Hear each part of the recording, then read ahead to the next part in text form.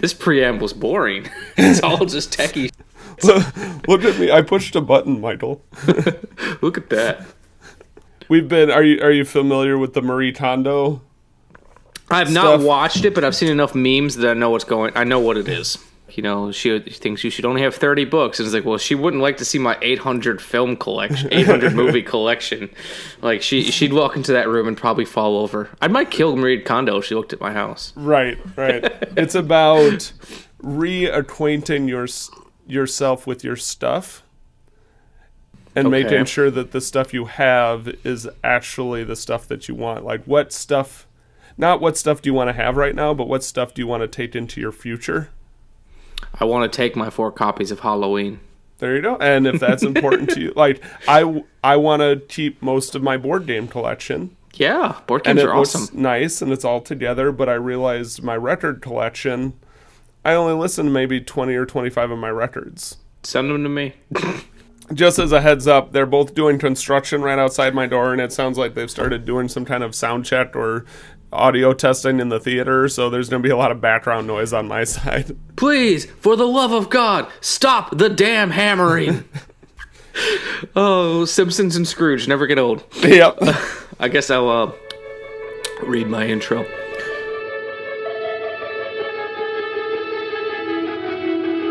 Warning! This movie podcast actually discusses movies. Be aware that it may discuss any of the following elements: endings, surprise twists, unexpected cameos, and all manner of spoilers.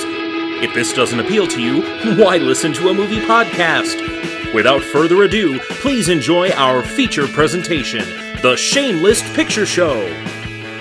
Hello and welcome to another episode of The Shameless Picture Show. I am Michael Vyers, and with me, as always, is a man who's known for flying rings around the moon, but I'm light years ahead on the highway. Nick Richards. This was a hard movie to find one of those for. Yeah. But once that old guy spoke, I was like, that's it. That's the line. I saw Bigfoot in 1976. You know who that old guy was? No. He was the shovel guy in Home Alone. The South Bend Shovel Slayer? Yeah. Check it out, Old Man Marley. Who's he? You ever heard of the South Bend Shovel Slayer? No. That's him. Back in '58, murdered his whole family and half the people on his block with the snow shovel. Been hiding out in this neighborhood ever since. Well, if he's a shovel slayer, how come the cops don't arrest him? Not enough evidence to convict. They never found the bodies. But everyone around here knows he did it. Now it'll just be a matter of time before he does it again. That was him. And he That's looked amazing. old even then. Yeah. The man has never not looked old. God, I wanted a whole movie in just of that guy. About That him had seeing to be Bigfoot. 20 years apart, Yeah. at least. Yeah, no, Yeah. probably right on 20 years. Okay. Yeah, like Wow. 19. Like this was 77. Actually, what close to 10. This is 77. That was like 1990. Okay. I think I was pinning Home Alone closer to like 94. Well, you know what? We've got the power of the internet on our side. Are we gonna Google it? I'm This actually just gonna episode because is I've brought got. to you by S. Jeeves. Yep, Home Alone is 1990. Oh wow. Go figure. Yeah. But yeah, that old guy was that guy. But anyways, on today's episode, we'll be discussing something from both of our shame lists: Steven Spielberg's Close Encounters of the Third Kind. A large-scale power outage in Indiana forces electrician Roy Neary to go and investigate. While out in the middle of nowhere, Roy has an extraterrestrial experience that leaves him battered, bruised, and full of questions. This close encounter is Roy's new obsession, and he can't get an image of a large rock formation out of his mind. However, Roy isn't alone. Jillian is a single parent taking care of her 3-year-old son, Barry, but Jillian's close encounter leaves her with even more questions, like, where did they take my son? Roy and Jillian set out to find this mysterious rock formation, find out who these creatures are, and to find Jillian's son. It's a quest for answers. Directed by Steven Spielberg in 1977, Close Encounters is one of Steven Spielberg's most personal films and is only one of 4 films that Spielberg wrote himself. The film was a huge success for Spielberg and is considered to be one of the most influential science fiction films of all time, along with Star Wars, which came out the same year. While some critics, like Pauline Kael, didn't love the film, Ray Bradbury claims it to be one of the greatest science fiction films of all time.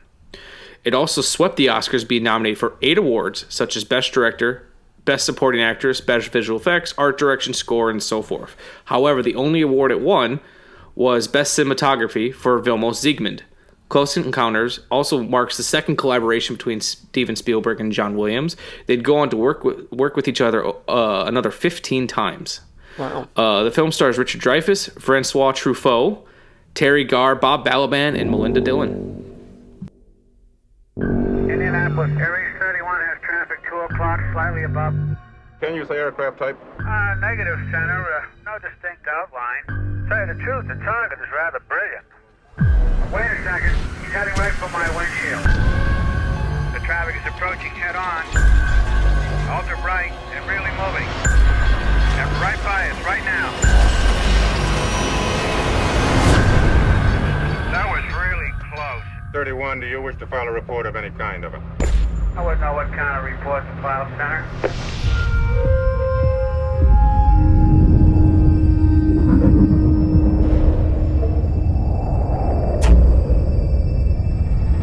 This is nuts.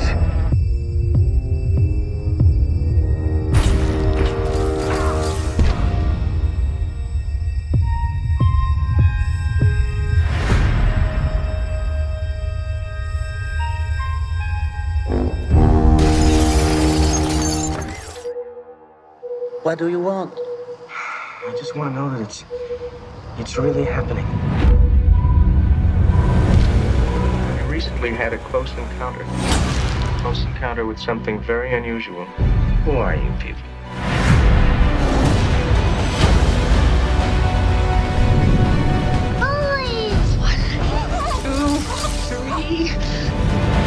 I'm seeing this shape. Damn it, I know this. I know what this is. This means something. What did you expect to find? An answer.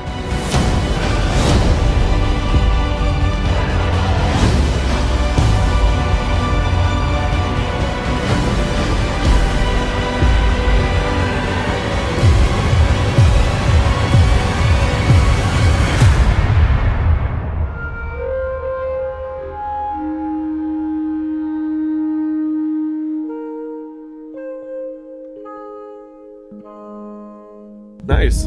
Yeah. This was a hard of, movie to write To that. encapsulate. Yeah, because it's like, do I start at the very beginning with like the Bermuda Triangle shit? Like, do I even talk about Truffaut's character? It was a pain in the ass. In a good way. I think that's precisely why I couldn't get my head around it. Also, in a good way. Like, I think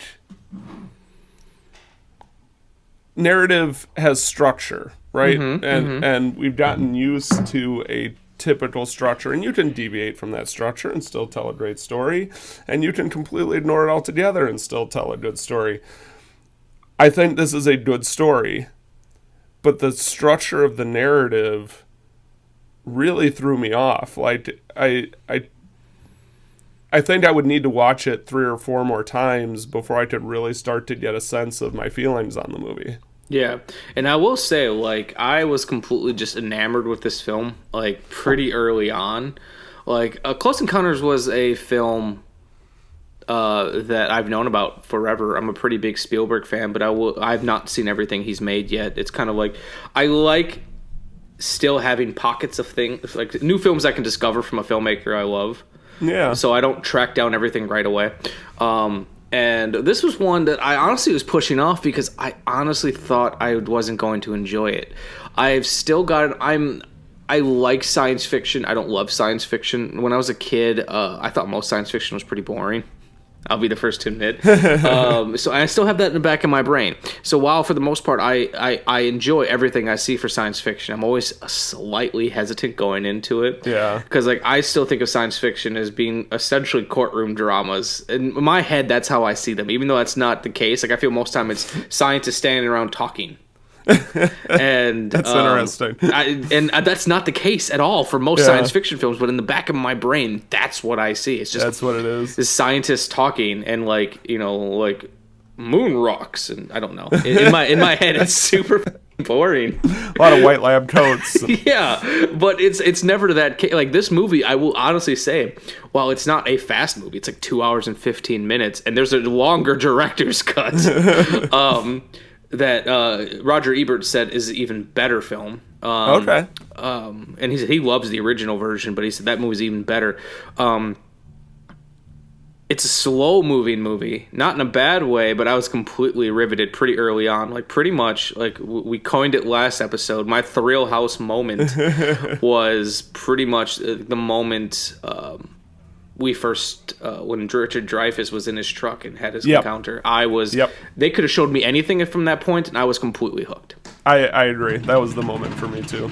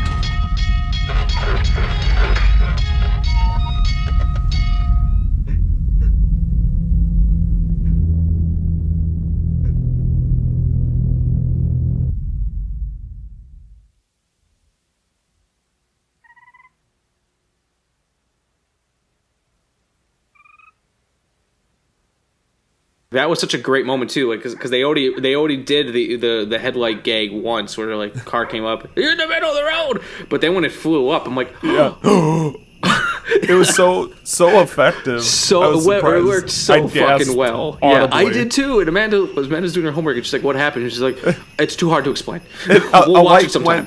Vertical. It was so good. And then all this stuff inside the cab of the truck too, as the stuff was kind of flying at him, and it felt weightless. Yeah, I wonder. Like, my filmmaker brain turned on. I was like, I wonder if they were like actually lifting the truck and moving it. Yeah. We're doing this. We're doing this episode a little backwards. I guess we should talk about real quickly what we thought if we liked the movie or not. Yeah. I'll go on a whim and say I think I might have liked it a little more than you. I didn't dislike it. Oh, no, not at all. Certainly. It was a really fun watch. I think I have to go back to, like, I need to peel off some more layers of it and watch it a few more times before I can really get a sense of what I actually feel about it. Like, for me, this watching felt, in hindsight, it felt too surface level, like, because of things that I couldn't take for granted, you know, because of the different format that this movie took. I didn't have the mental energy to really do a deep dive on it, so I would need to watch it a couple more times to really... It felt to me like several separate short films put together. I agree. For me, and I'll preface by saying I was kind of amazed by the film. And maybe I might not feel that way the second time, but like it kind of just blew me away in a way that I wasn't expecting. I thought, oh, it's a Spielberg film. I'm probably going to find something I like about it. I'm probably going to enjoy it.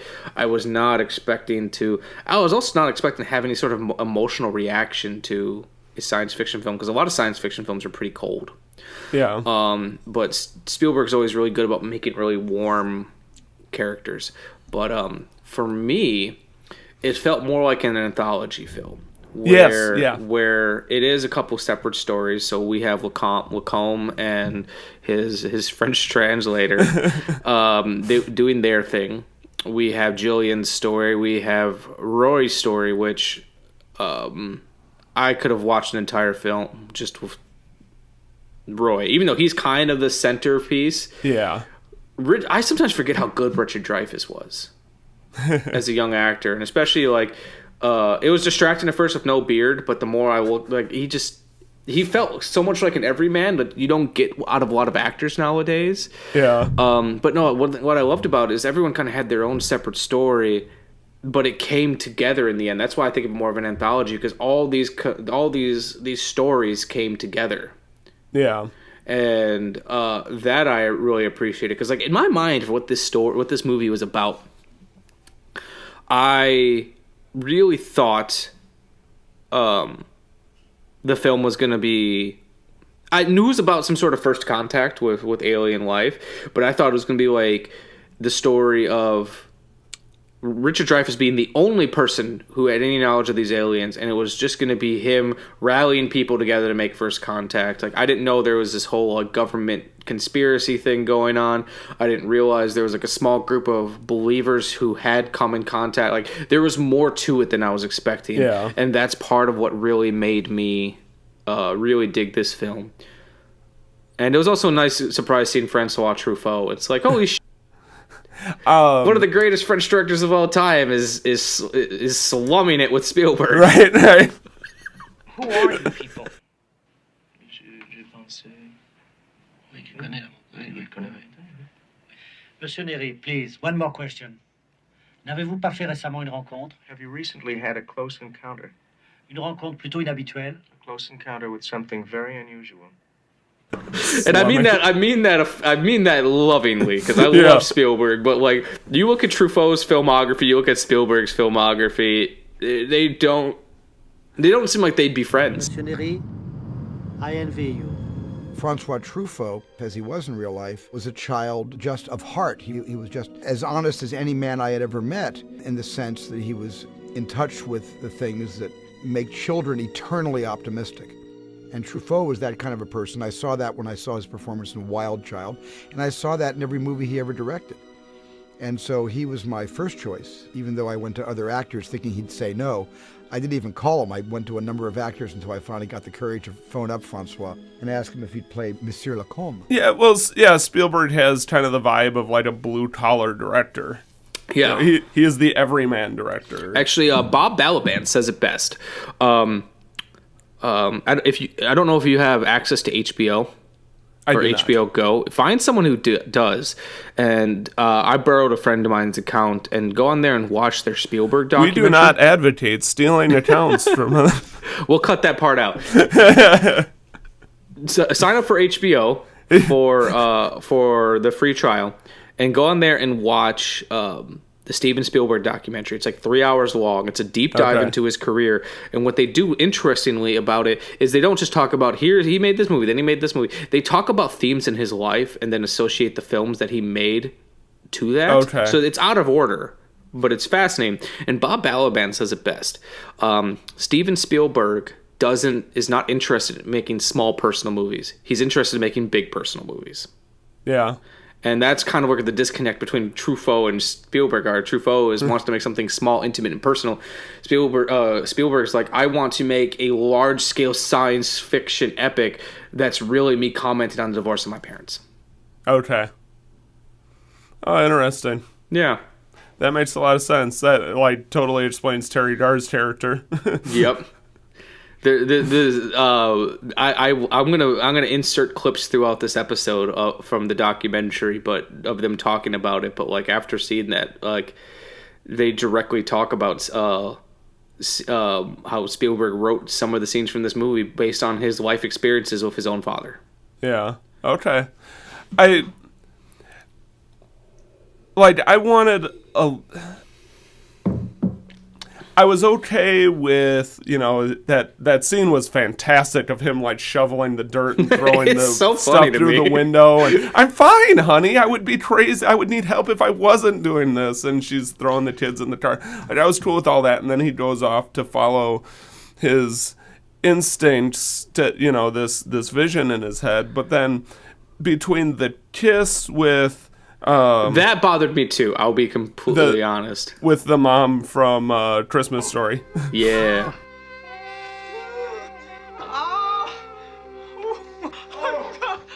But then also him getting on the ship and just like, do you forget that you have kids? Like, it seemed like that, and that kind of plays into that whole anthology thing that, like, I had a hard time accepting the tail end of his story because it seemed like there were a couple of dots that weren't connected for me that took him from this family man to, and sure, there's already this obsession with this vision in his head. Cool, great, I'm on board, but he never dealt with on camera the disillusion, like the separation from his family into this new thing. And I'd be curious to see if the longer director's cut deals with that. Sure. Because like I can suspend my disbelief enough to believe that, okay, here he's obsessed with this thing. And I also believe that his thing with Terry Garr was nothing more than, you believe me. And it's just like a moment of, like, I don't feel like, because it was never treated as any sort of love story. I feel like the kiss kind of came from like, we are two people that actually believe each other, and it was like a heat of the moment type thing. Yeah. But I can suspend my disbelief enough to believe that he is so consumed and obsessed with this that he has to go on that spaceship. Yeah. But I'm agree with you. I would have liked. And not even explanation. Like, I don't need like a big scene of explanatory dialogue. Yeah, I would have liked just a little bit more, even just another scene or two of that disconnect. Right. Even of him, like, it could have something, because one scene he tried calling his family, and like I could have liked another one of those where it's like he's trying less and less. However, going back to that dirt shoveling scene, there's a line in there that makes me laugh because of how crude it is. He says to her, "Just close your eyes and hold your breath, and everything will turn pretty." I was like, "That's not cool, Roy." Ooh. And then he continues to throw the dirt in there. He's like, I gotta show you something. You're gonna love it. Yeah, that line is like a point on my shirt, like, ew. Yeah. But to respond to your point, I agree. Like, I believed it. I believed his character. I just felt like I wasn't taken on as much of his journey as I would have liked to have been. Yeah. So and that's just to clarify. That's fair. I feel like this film is so it's a balancing act because the film is so high concept. Yeah. With this idea of a first contact with the aliens. Calm down, Ralphie. Sorry, if you hear whining, it's our new pit bull boxer mix, Ralphie. He does not like when I have my back to him for very long. Okay. What was I saying? Oh, it's a balancing act because it's a big, high-concept film about first contact, and a lot of times you'll see movies just about that. And they're made well. But what I appreciated about what Spielberg was trying to do, he's like, he wasn't content just telling that story. He wanted to tell the story about this I don't want to say being like this dive into madness, because I don't think that's necessarily it, but there's this obsession that you can't shake. Yeah. And Spielberg has kind of said that for him, in a lot of ways, the person he was at this time when he made this film was Roy, a person who was so obsessed with the act of filmmaking that everything else around him got thrown away. And it's why he couldn't hold relationships together for the longest time. It's why he couldn't really keep friendships together, because nothing mattered as much as making the next film. Okay, and total speculation based on what you said, but possibly comparing himself to his father and seeing his father in himself. Yeah, he actually says in that documentary, the scene of Roy when he's making the potato thing.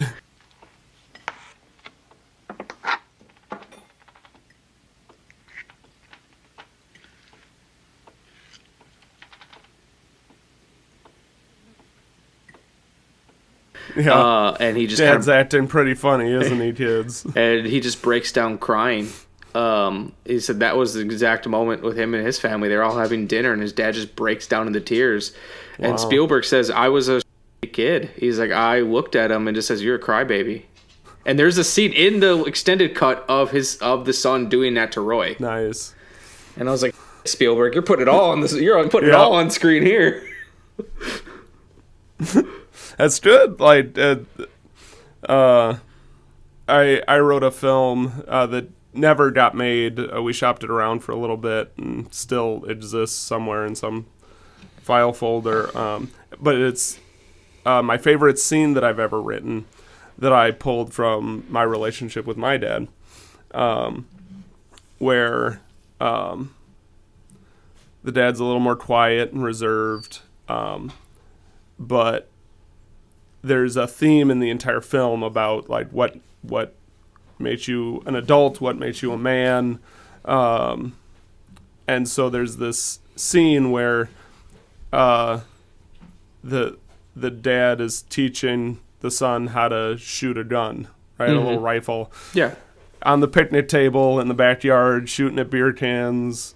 And then they have a little bit of conversation that you can tell that really matters to the kid, and ends up like, okay, I'm having fun with this thing that ordinarily I'm not interested in at all, but because it brought me closer to my dad.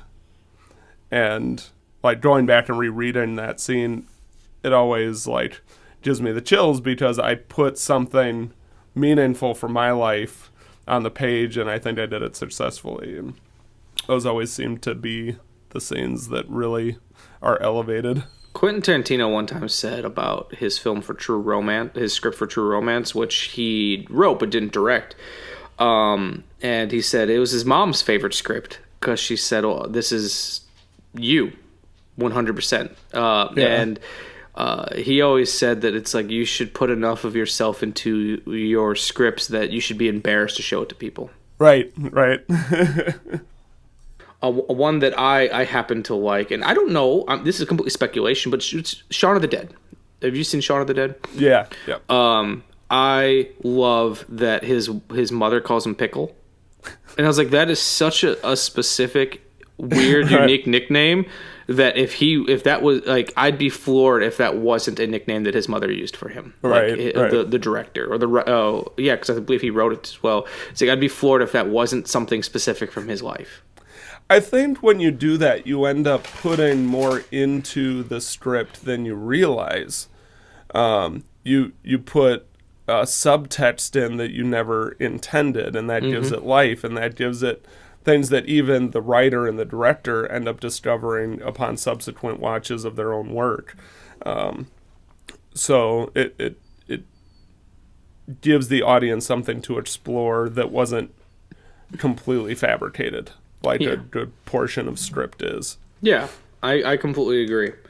I'm going through my notes right now because there's a lot of stuff we could talk about. Yeah, mine are more like silly observations rather than deep dive stuff. My stuff started as just commenting on the cinematography, so I guess we can talk about that for a little bit. Okay. I've always loved the way that Spielberg shoots his movies. His use of it's kind of become a popular thing the last couple years because of the YouTube channel Every Frame a Painting. If you've ever watched any of those videos, I have not. They are deep dive video essays on specific topics in films. And at one point, he did a whole episode on the Spielberg oneer. Because he said a lot of filmmakers, like Martin Scorsese, draw attention to their one take. So, like in Goodfellas, when they're going through the club, through the kitchen and everything, he's drawing attention to it. He wants you to see how big and boisterous and how impressive this one take is. Where Spielberg, on the other hand, will hide his, because he'll do one major establishing shot and have a lot of movement in it. Yeah. So that way you don't realize that it's a one take. And I've always appreciated the way that Steven Spielberg essentially covers everything in his master. I think in one of our previous episodes, I played a voice clip from Brian De Palma talking about this. And I remember your guys' conversation from that episode. yeah, where he was like, if you can't do it in your master, you're hiding the fact that you can't block a scene. Right. So whenever I watch a Spielberg film, I'm always just floored by it's like how his very sparing use of close-ups. Yeah. And I've always appreciated that. And then with Vilmos Zsigmond, he's such an amazing shooter. It's kind of great to see their two worlds come together because I can see Spielberg's influence in the way that he likes to block his and to shoot it. And then Zsigmond's lighting style. And have I ever told you my Vilmos Zsigmond story? No. I met the man, actually. Oh, yeah? When I was in film school. I was in my cinematography class. And he was coming to Milwaukee to do a master class with everyone. Okay. And it was in my cinematography class, and he had come in with a couple professors to grab some stuff because he was going to light a scene. He was going to show us all how to light a completely fabricated scene and how he goes about doing it. Okay. So he had to get because in our cinematography class we had fake walls and everything. Because in cinematography class we would take a scene, we'd all be given a style of lighting, and then we'd have to recreate it the best we could using the walls and the sets that we had, and then try to recreate the lighting as close as we could. Okay. So he's coming through just getting props and shit, and we were shooting a scene from Metropolis. Nice. And I was on camera. I wasn't DP that day. I was just camera op. But, of course, he came straight for me. And I'm the most mediocre cameraman in the joint. I still am not a great cameraman. And it was, and at the time, I had longer hair. It was colored. I'm wearing, a Misfits t-shirt. My nails were colored black. I'm covered in tattoos and everything. And he comes straight for me. I'm shooting on an old Bolex camera. And because Metropolis was shot so wide, and we're shooting on 16 millimeters, so it's like I've only got a 4:3 frame, and I'm trying to figure out how to fit everything. And I'm up on a high ladder, and I've got the camera pointed down, and so the camera didn't fall. I had my wallet chain wrapped around it, and it's a janky looking setup. And he looks at things and goes, "That's really smart." And I was like, "Thank you." And then he's like, "Well, what are you trying to do?" And I was like, we showed him the scene from Metropolis. He's like, "I'm trying to recreate this shot where the character walks into the door, walks across the scene. That's all we're trying to do." He's like, "But where the door is at to where where the character's at, the frame's not wide enough, and I need to recreate it as was, and I can't figure out how far back to go where where it's wide enough." And he goes, "Pan the camera." I was like, that's exactly what my thought was. But I need to recreate the scene as was. He's like, "Pan the camera." And then he walks away. And my teacher behind him is just shaking his head like, "Nope, you better not pan." Because the point of it was to recreate it as it was. So he's back there shaking his head. He's like, who do I listen to? The man who's grading me or a 4-time Academy Award winning cinematographer? So he shot it both ways. Smart. Yeah. So that's my Vilmos Zsigmond story. It has nothing to do with Close Encounters. It's just I've not gotten a chance to tell that story yet on the air, and it was kind of surreal, having this legendary cinematographer come up and just even the couple words he said to me. He thought something you did was a good idea. Yeah, I had my wallet chain wrapped around the camera and then also wrapped around the ladder so that way it didn't fall. It's just. And he comes in, looking like a cinematographer with a scarf and fancy vest and everything. And I was like, I just look like I came from a punk show. I thought you'd appreciate that story. Yeah, absolutely. Well, I'll use that as an opportunity to shift into their use of lights. Yeah, that's actually where lighting, I was going to go next too. But lights. First off, you get the beautiful skyscapes of the Midwest in the 70s before light pollution. Oh my God, yes. So beautiful. And that's actually another thing I was going to mention. I know we're talking about the use of light, not lighting, but I will say one thing I appreciate about, and I think this is a choice from Vilmos Zsigmond, he's not afraid to let the image be dark. Yeah. Like, there's so many times where, like, there's that moment right when Richard Dreyfuss realizes that, like, oh, I need to take the top off of this thing or whatever it is, and he's, like, being backlit by the window. He's almost completely in shadow, and I'm sure it was intentional, because when he figures it out, he comes forward to the light, and I was like, I love that it's not like he needs to be lit all the time. And so. Absolutely. There's the light dad that we already talked about. That was great. The car/spaceship headlights. But the fact that all of this is going to culminate in this large spaceship, not only the lights of the ships themselves, but the light bars that they use to communicate. Oh, that was great with too. The ship. Yeah. You can see all of that, those seeds being planted from the very beginning of pay attention to the lights. When they're doing that press conference. Which I like that scene more than I thought I was going to. They're showing a profile shot of the person behind the microphone, and they have the media's lights in the back of that shot, creating those lens flares that you see whenever a spaceship goes in. And, I thought that was really cool. Having not seen this before and being a huge Futurama nerd, there's an episode that I didn't realize was referencing that 5-note song. Yeah. Throughout the whole episode, they hear this like series of synthesizer notes, and so they're trying to spend the entire episode figuring out where it's coming from, and it turns out to be like Nibbler's co-pilot's like key fob that he's trying to figure out where he parked his car. I remember that now. But I didn't realize that was a Close Encounters reference. Actually, more references, like it was kind of great seeing the movie that I've seen aped so many times. Yeah. Like, I'm a big Simpsons guy, so like when Homer wanted to go to clown college and he was building like a circus tent out of potatoes. And right. So I was like, oh, being able to see the original scene that's based on or like Weird Al spoofed it in UHF, and okay.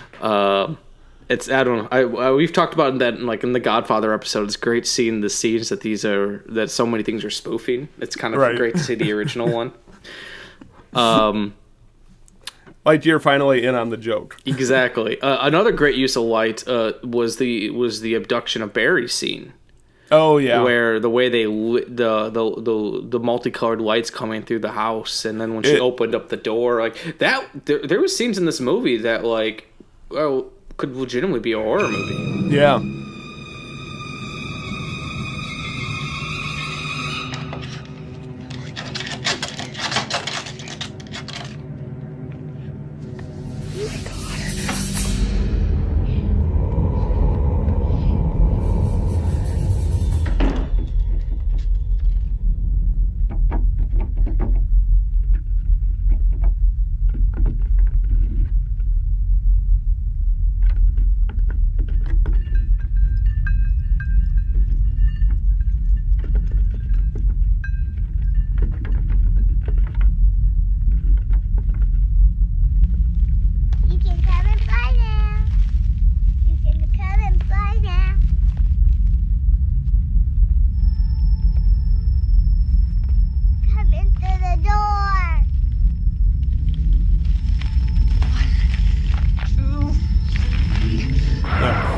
The light creaking into the dark rooms, the light itself, because you never see the aliens, you never see the spaceship in that scene. No. It's the light that is the antagonist. That's what she was trying to keep out.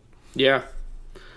Yeah, so I appreciated that. Do you have any other examples? If not, I kind of have a segue that we could talk about. Those are the main ones. I should get a pen so I can tick these off as we go. The segue I was going to say, because you mentioned a little bit about it before, was the lights of communication that they were using. I love that in this film, a first contact with the third kind, which I don't know what the first and second kind are. Yes, I had the same question. Amanda was wondering what that was too. I love that it's just it's a conversation. It's just they're just talking. Yeah. You know, it's just how do we communicate with these people, or not people? How do we communicate with them? And it's because it's always kind of made me roll my eyes a little bit when like older science fiction films when they'd land and they speak perfect English. We have figured out your language. And we have the universal translator device. Oh, great! Now everybody can hear it in English. Yeah, and I appreciate it too that like they're sending the notes back and forth, and the guy's like, I have no idea what the fuck we're saying.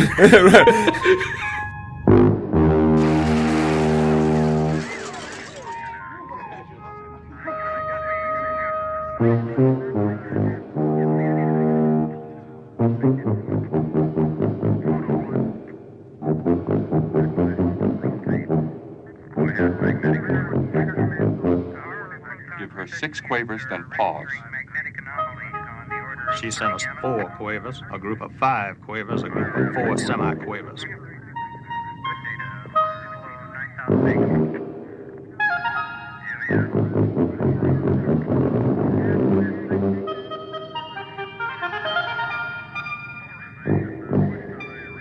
The only thing these phrases have in common are 5 signals. I hope somebody's taking all this down. What are we saying to each other?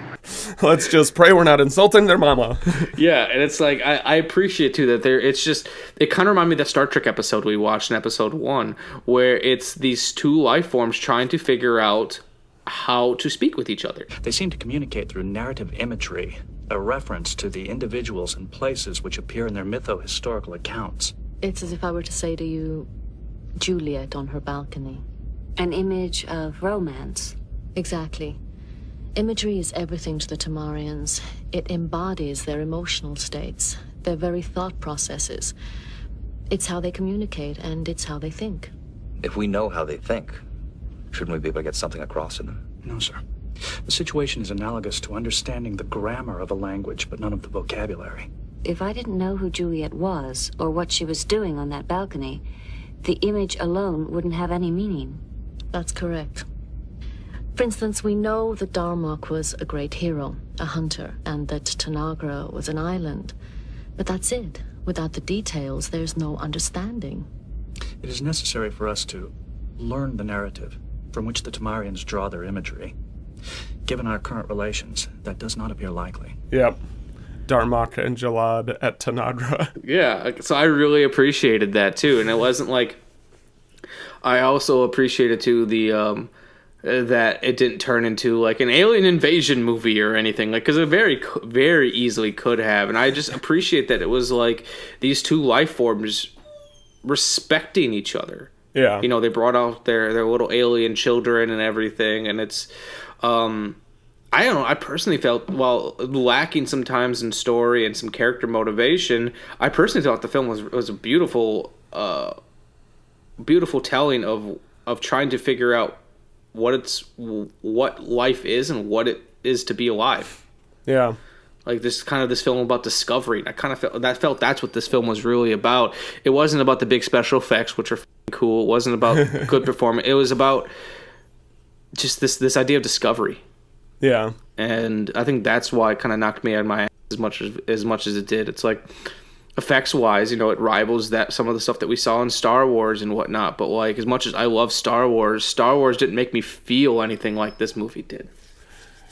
Yeah, or not as much, I should say. That warm fuzzy Spielberg vibe that we were talking about before, like it's the sci-fi version of that. Yeah, and then like being a big fan of Stranger Things, it's like, oh, I can after seeing Close Encounters, like I can definitely see what the Duffer Brothers were doing with first season of Stranger Things, how they wanted you to feel that. Yeah, yeah, in the same way that E.T. does. Yeah, E.T. I got to show E.T. To Amanda for the first time a couple of years ago, and I think she liked it. There's not many movies she dislikes, but like I was practically in tears. It's like, isn't this movie amazing?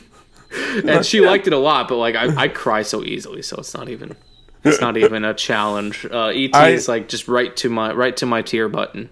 I need to watch that again. I have not watched it recently, like in this century, I don't think. I'm going to apologize again. You're going to hear loud whimpering. It's okay. Ralphie. Hey, Ralphie. I think he wants attention, and I'm ignoring him. But no, going back to the conversation, like I said, I appreciated that it was just these. They're just trying to figure it out, and I also liked the idea that Jillian and Richard Dreyfuss's characters were invited. I still haven't figured out why the aliens took Barry, unless it was that was their thing to make sure Jillian was there. Here's my theory: Barry deserved to be kidnapped. That boy has no self-preservation skills. That's harsh. The whole time he's like, I'm going to run away with the aliens. And his mom is like, no, please don't go into that strange land. Oh, Mom, I'm going to go. Oh, it's so cute. Oh, I'm having such a good time. Like, no self-preservation skills. Yeah, Barry was only on the spaceship for a couple days. Yeah, he was, and like apparently in the director's cut, there's scenes of inside the spaceship, and I'm kind of glad I didn't see it because I like the idea of it not being there. The deal with the devil, in this sense, was in order to get the money to shoot the special edition, I had to show the audience something that the marketing department at Columbia felt they wanted to see. I didn't want to see it, but they thought the audience wanted to go inside the ship. So when I said, okay, all right, I'll give you that. We'll show the inside of the ship. Richard will walk on, look around. And now can I have my money to cut and shoot a few extra scenes? Yes, you can have your money. You can do what you want. And it was great. But as I was watching this film, as we've talked about in the show before, I'm a big fan of the Brady Bunch. Yep. Brady and Brady Bunch was just popular in the 70s. Like I couldn't help but think about the episode in the Brady Bunch where Greg is messing around with Bobby and making him believe there's UFOs outside of his window.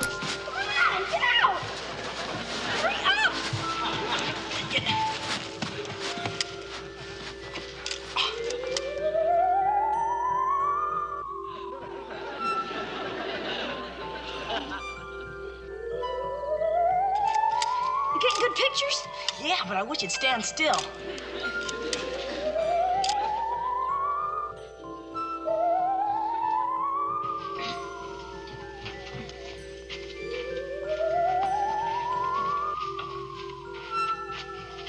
Greg, what are you doing with that flashlight? We're scaring a cat off the back fence. Oh, I didn't see that episode. Oh, you should try to track it down. It's kind of funny because Bobby is convinced that there is like UFOs, and then you find out later on it's just Greg messing with him. Like that's the big reveal in like the third act. It's just Greg with pie tins or something. So it's like in the news conference, like the photos of the flying saucer. Oh, speaking of the news conference, it's kind of related. I have to say, like, the idea of, like, I remember in that scene in the bunker where the government is trying to create an epidemic to hide what's really going on is strangely timely. Yeah. Oh, yeah. Like, when they're happy, he's like, oh, we can say it's a poisonous gas or whatever, and so that way to evacuate everyone. It's like this is the type of you'd hear going, you'd imagine going on now.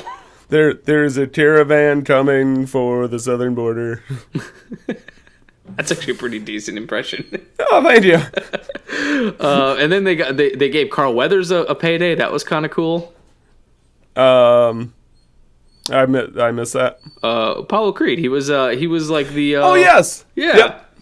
I noticed that. And I was like, when he only showed up in the one scene, I was like, that seemed like a wasted opportunity. I'm like, isn't that? Yeah, I'm pretty sure that is. Did you notice that the newspaper headline misspelled kidnapping? I did not. They only put one P in it. Oh, God. So it's kidnapping. There was one thing. One thing I wanted to talk about, and I want to do a little. It's one of those things I might need to tune back. Like I might need to go back to at some point. But an interesting thing that I found myself paying attention to in this film, and that made me think of other times that Spielberg has done this. I know E.T. for a fact, and then in this film, and I feel like there's other examples of it, where Spielberg is using television as a way to progress the story in a way. Okay. Where I I'm trying to think. I'm trying to compose my words together. Where there will be events or movies, television shows, newscasts on the TV that kind of give you an idea of where the story's going without actually saying it. Because I remember this happened in E.T. quite a couple times too. But like when Roy is building his giant monument, there's always TV on in the background in his house, and the TV's audio is always in the forefront. So whether it be a movie or a news broadcast, it's kind of progressing the story for you. So it's interesting because you have the news broadcast talking about this poisonous gas, or you'll have like an old movie on in the background with dialogue that kind of ties into the themes of these films. Simultaneously, while he's having a conversation with his wife and trying to get his kids back, it's like, here's a really genius device for Spielberg to subconsciously tell you two stories at one time. Right. And I could have sworn he's done it in multiple films, but the only two I can think of right now is this film and E.T. But it's something that I really gravitated towards, and it kind of gives the idea. Like Spielberg talks about that, he was in a weird household as a kid in a lot of ways. He was raised by TV. And the idea that the television is there to kind of help progress the story. Yeah. Well, we've talked about in the past Spielberg's kind of connection to his role in Poltergeist. Yeah. Right, and how it kind of is, kind of isn't, but the TV plays such a role in that film. Like that's the cover of their marketing of her standing or sitting with her hands pressed against the static of the screen. Yeah. So, I don't know. I was thinking about that when that scene was happening. And like I said, I was kind of lost in a lot of the scenes that we were watching just because of, like I said, how good Richard Dreyfuss was. Yeah. Everything. I thought Terry Dar was really good. Oh, yeah, she was great, too. She didn't get a whole lot of screen time, but honestly, she worked it. None of the actors in this film felt off to me. Like, everyone felt very That's the biggest thing I look for in terms of performances. I'm not looking for a big range. I'm not looking for how well you can cry and, I want it to feel natural. I want the words that the actors say to sound real. Right. And for it not to feel like they're trying to remember their lines, for it to feel... Or that they're not performing. Yeah, and that's one thing I liked about all the actors in this movie. And like I said, I keep going back to Richard Dreyfuss, but like nothing felt rehearsed. I also because like I can feel bad acting. Someone who's standing there, they don't really know what to do. He was always constantly doing something, working with something, and it's probably his theater background or his method acting background where he never stood still. He was always doing something, fidgeting with something, and it just made the scenes feel lived in.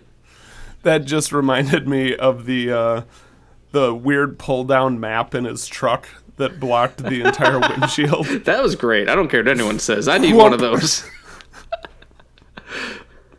But yeah, like in Terry Garr, she didn't get a lot of screen time, and I was actually kind of bummed out because I was invested in her story. She was great too, and I feel like sometimes she's known just for Young Frankenstein. Was she in Young Frankenstein? Yeah. Who was she in Young Frankenstein? Oh, that'll be Inga. Herr Folkstein thought you might need a laboratory assistant temporarily. Oh. Oh. Hello. Oh, okay. That's like where I know Terry Dar from. Gotcha. Okay, but no, I thought she was her as Roy's wife.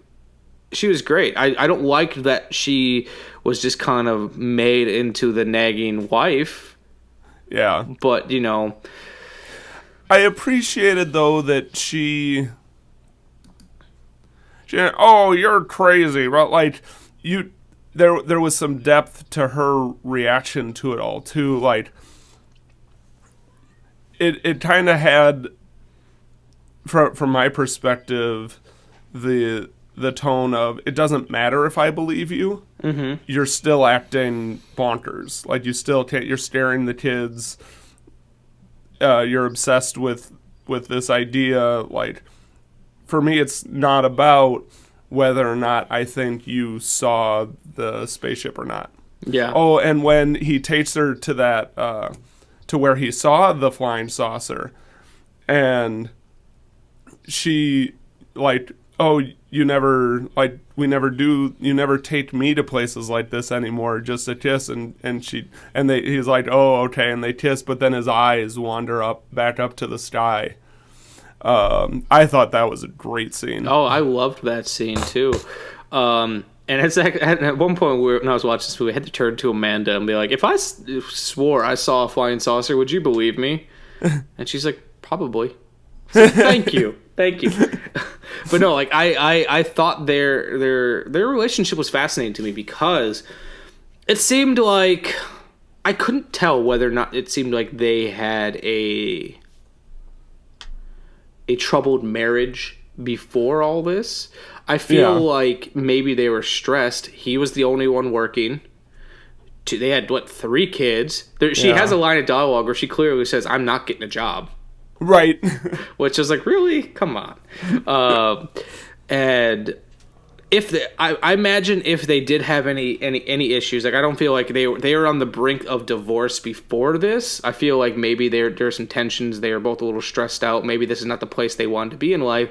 This pushed them over the edge where she's just like, I can't do this anymore. That this was the catalyst that exacerbated all of the pre-existing issues that they might have been able to coast through. Yeah. And I thought the way that they treated that was really interesting. Because it wasn't harped upon that they had issues before that. Yeah. But based on the way that they interact with each other, you can kind of infer that. Did you have something to say? Just to tag on kind of what we've already said, that I didn't get the impression that it was because neither of them were trying either. Yeah. Like, I liked Terry Darr's interactions with him on that roadside, and then, he didn't seem like a bad guy or that he did anything particularly wrong, just that they weren't as connected as they always. And there's a scene that I'm kind of bummed out they cut out, and I only saw this scene because of the Spielberg documentary, because I've not seen the full version of the director's cut of the film yet. But after Roy was crying, there's a scene later on where he's in the bathtub just with the shower shooting on him really, really heavy, and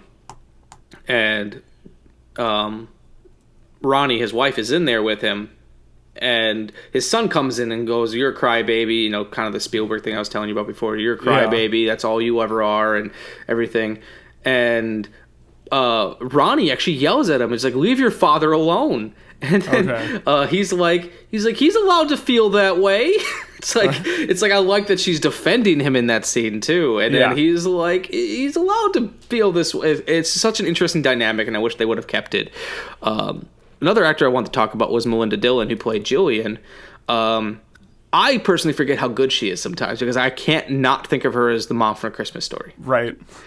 It was so weird. Which is a little campy and with intention. But I had a friend over, my buddy Kyle, over last month to watch the hockey movie Slapshot, which was an episode we were going to record. He's been at Sundance lately, so we've not been able to find a time. A documentary that his girlfriend worked on was playing there, so they drove on down. But Melinda Dillon was in that movie topless, and I was like, "This is the mom from The Christmas Story, and I'm seeing her boobs. This is weird for me." And it's like, I'm glad she was nominated for Best Supporting Actress because she was legitimately good in this film. Yeah, she was really good, and absolutely. I was like, I'm glad to see, because whenever I see her, I think of Christmas Story and Harry and the Hendersons, and both are kind of elevated, bigger performances, and I'm glad to see that she's legitimately great. Right. It took me 3/4 of the way through the movie before I connected who that was. Mm-hmm. Like, it was like, oh, Christmas Story. Okay, there it is. I know her from something. What do I know her from? Fun fact about Francois Truffaut, and granted this comes from Wikipedia, so take it, but I believe it's true. This was Truffaut's only acting role in a film that he did not direct, and his only role in an English language film. I'm just fascinated, like how he, like, what's the backstory of how he got there? Yeah, and he was good too. Like, granted, he spoke French through most of it, but like the couple times he did speak English, and I was like, oh, he's legitimately good. Yeah. Yeah. I don't know. I'm just constantly fascinated. It's like, how did the director of the 400 Blows get into Close Encounters of the Third Kind? Yeah. I don't know. I'm gonna go back over my notes. You said you had a lot of notes on Barry. Yeah. Barry looks more like an alien than the aliens did, especially in the beginning.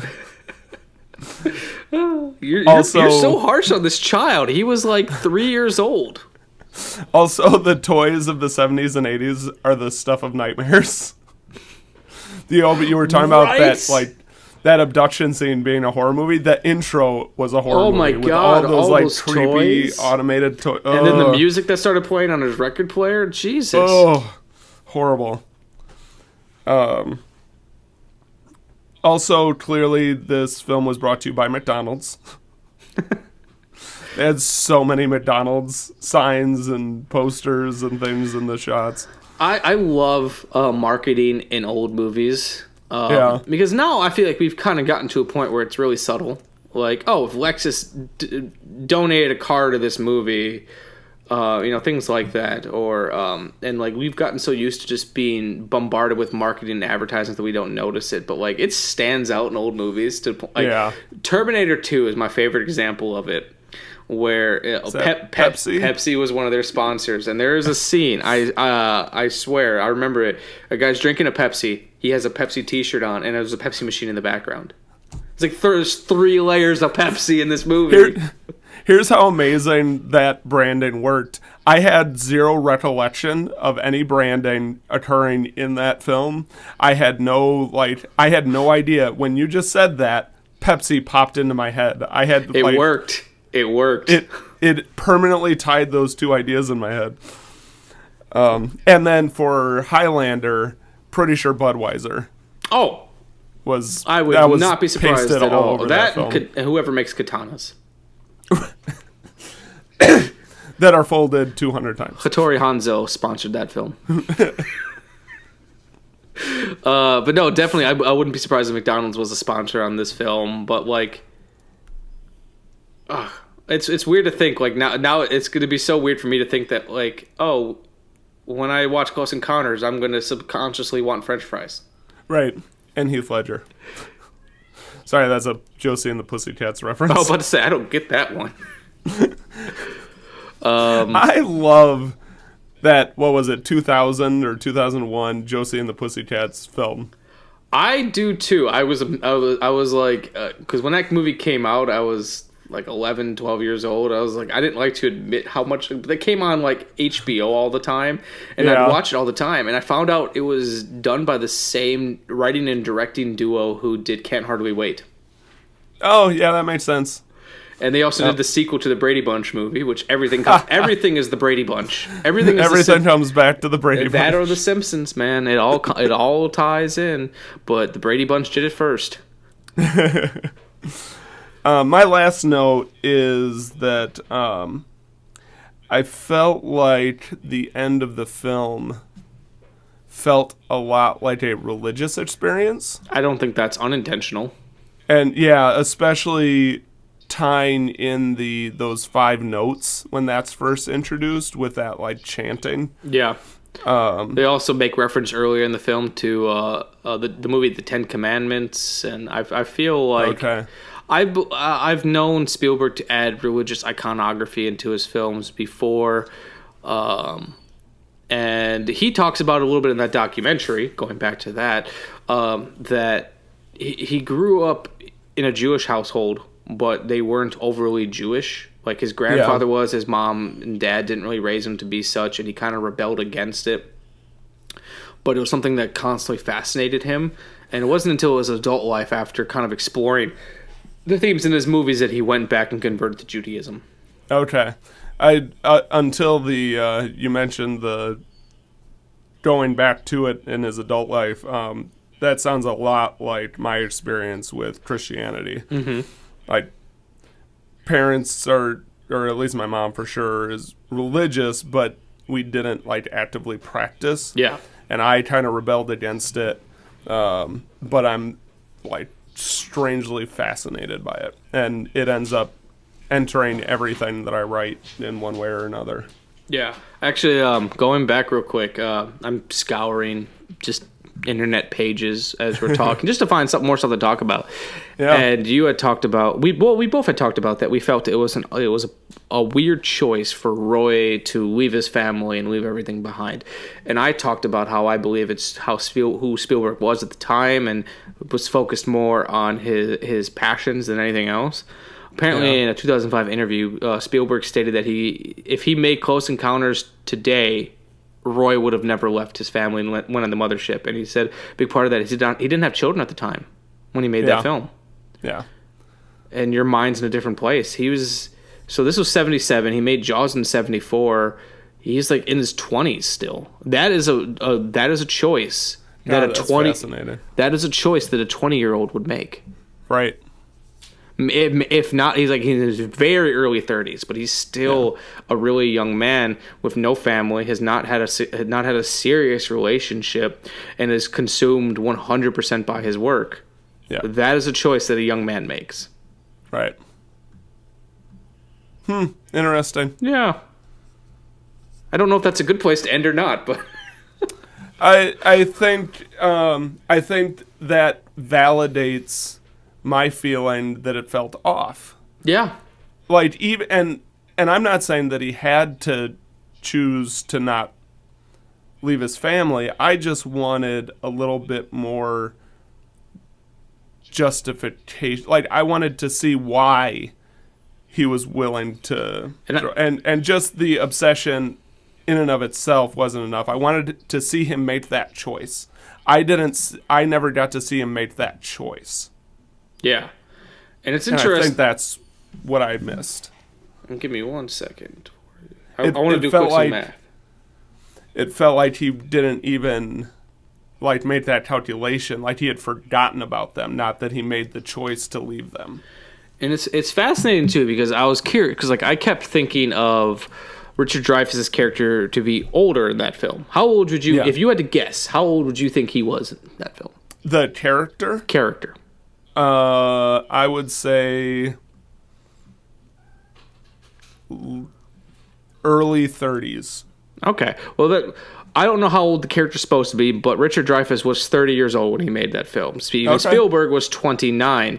And I kept thinking, it's like, oh, it feels weird. Like, maybe I would have believed it had it been a younger character who made those decisions. Sure. But, like, I don't know. I'm actually more fascinated now that they are practically the same age. And like I said, just Steven Spielberg did not have those life experiences. And at that point, Steven Spielberg would have gone on the spaceship. Yeah, I think it's less about age and more about the fact that he, as a writer and director, hadn't had kids yet. Mm-hmm. To know, like, you can theorize about it all you want until you have kids. You don't understand that carnal pull towards them. And there are plenty of deadbeat parents who do walk out on their kids. So that is a choice that human beings make that could have been explored, that the obsession was too strong, or, you know, that's I'm okay that he made that choice. Yeah, and I didn't get to see him make the choice. And I guess if anything, if we're thinking about his parents, if this is kind of him also talking about his parents, maybe at the time that's kind of what he felt his dad did to them. Yeah, he left.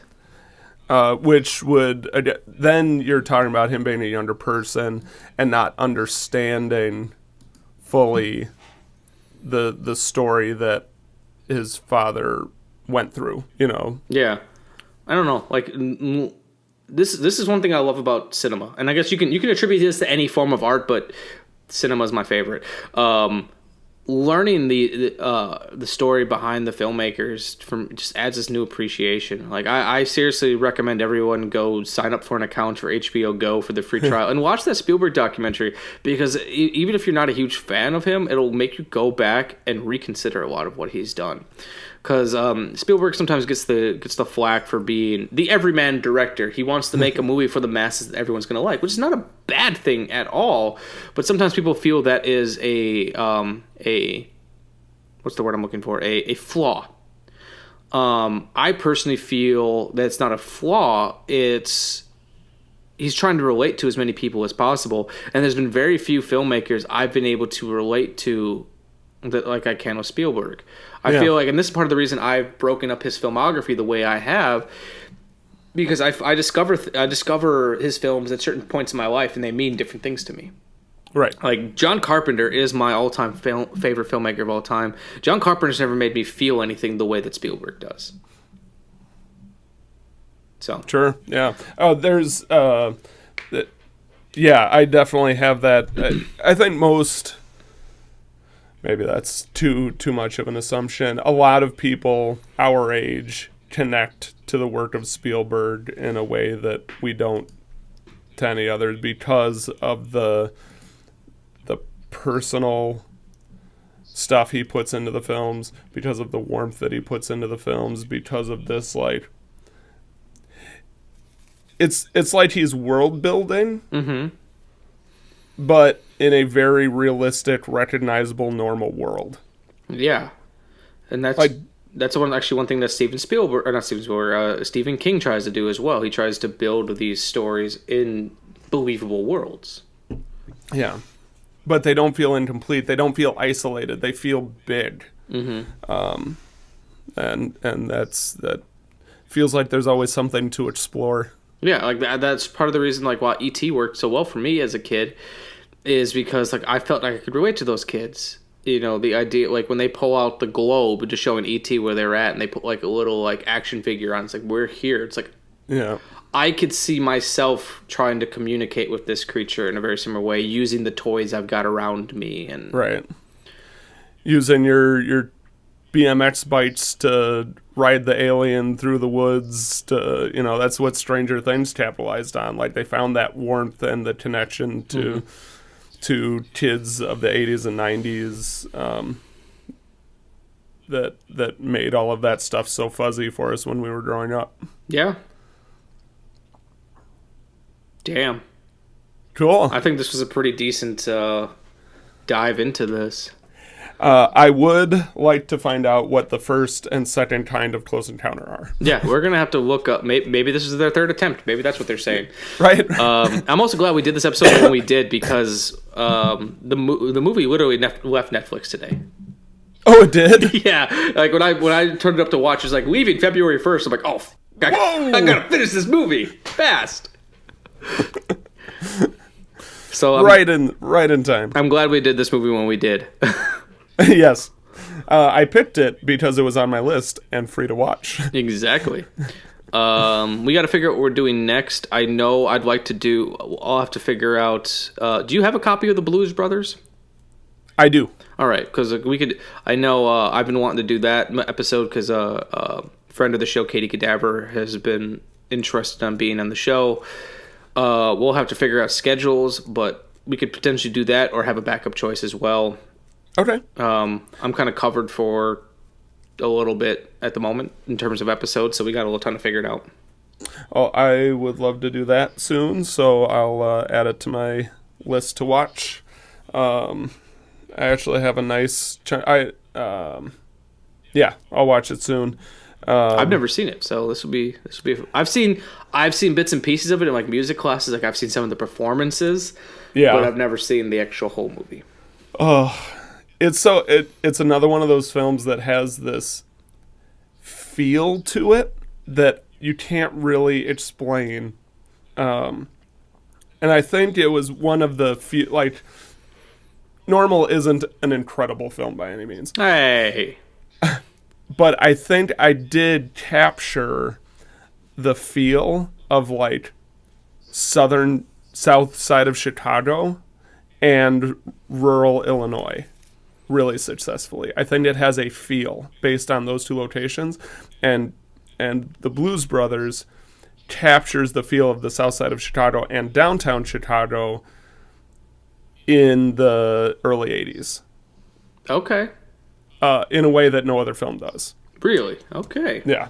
So that's pretty cool. Okay. Well, I'm looking for... So, tentatively, that's the one I'm thinking. This is all inside baseball. But as of this coming week, I will start having Tuesdays off. Oh, so that'd be great. That might make things a little easier. Like I said, we'll come up with a backup choice just in case we can't align three schedules. Nice. Cool. But as always, guys, thank you very much for listening. As always, listen to us on. you can hear us on Spotify, Apple Podcasts, Google Play Music, Stitcher, SoundCloud, and Libsyn. We are practically everywhere. And if there's a place you can't find us, let me know. I'll submit. We're on YouTube. We are also on YouTube. Tell us about the YouTube page, Nick. I can never remember the name of it. We're our YouTube. Well, the station's YouTube channel is youtube.com/Midshore Community Television. I have a nice little playlist there with all of our filmed episodes. We don't film every single episode, but it's a good collection of our episodes there. Most recently, Highlander. Do you have a favorite? A favorite filmed episode? Yeah, because you do most of the edits. Like I've got a favorite one that I've like the video audio versions I've listened to. Okay. What's your favorite filmed one? God, I haven't even thought about it. I'll have to go back. I will answer that question for you next time. I'll keep you all on the edge of your seats. Well, I will say one of my favorite cut together episodes, Dead Air, real quick, because I need to pull up the list. I've got a couple of them, so that way when y'all are looking for something, if you're new to the show, if this is your first time coming our way and listening to the show, I'm gonna give you a quick little rundown of episodes that I happen to like. Nice. You know what? I do have an answer for you. It's more based on our discussion, but I think my favorite discussion that I've had with you, and it is one of our filmed ones, Gone with the Wind. Yes, I really like that episode because for me, when I think about which ones I really like, I try to think what was not only a good discussion, but I did some stuff in the edit that I really enjoy. For me, and that's like I try to make these when I can. I try to make these academic. To an extent. Yeah. So I like to try to find clips from directors talking about things and so on and so forth. Ones that I really liked, Gone with the Wind. And you actually have a great moment in the video version of that where you cut in a place where about how 3-strip Technicolor works. Oh, yeah, that's right. I really like that. It's not an episode we did together, but I've always really liked my slasher films episode I did with a buddy of mine. Hold on. I'm going to feel bad that I blanked on his name for a second. Brennan Klein. I did that episode with a buddy of mine named Brennan Klein who writes for Blumhouse.com. I've always thought our Planet of the Apes episode was good. Yeah. Rocky, I think, is great. We filmed both of those, Rocky and Planet of the Apes. I also really enjoy... Well, Rocky had that great interview with Lloyd Kaufman. That's part of the reason why. Because I've listened to a lot of interviews with Lloyd Kaufman. He doesn't talk about non-trauma things very often. Yeah. So to get him to talk about Rocky was great. I also really liked... I liked the summer movie episode. Okay. I also really liked slow burn horror films. Nice. In terms of the end. And surprisingly, Highlander was a lot of fun, too, to cut. So there's a couple episodes that I recommend you guys should all go back and listen to. And where can the kids find you at home, Nick? My address is... Twitter, I think, is... The only Twitter account I have was for my cooking-themed card game that never got off the ground, but I think Made from Scratch game. It's a shame. I wanted that to exist. Yeah, it was. I still think it's a really good game. but I couldn't afford to have it produced. Kickstarter is a full-time job for a year. Terrible. And working with manufacturers in China there's a lot that can go wrong. So that is very intimidating, and we tried getting it picked up through other publishers, and a lot of really good feedback, a lot of really positive thoughts on it, but no one was interested in picking it up. So there it sits. All right. Well, you can find me on Facebook. Just search my name, Michael Vyers. On Instagram, at Michael_Vyers. And you can find the show at Shameless Picture Show. So we're pretty easy to find. We try to update those as much as we can. And as always, guys, rate, review, subscribe. That helps us out, especially now that we're on Spotify. That was a big get for us. Yeah. So it is now the most universal podcast listening app ever, with Apple being number 2. So check us out on there. And to quote the professional wrestling tag team, D-Generation X, if you're not down with that, I got 2 words for you. Watch movies. Woo!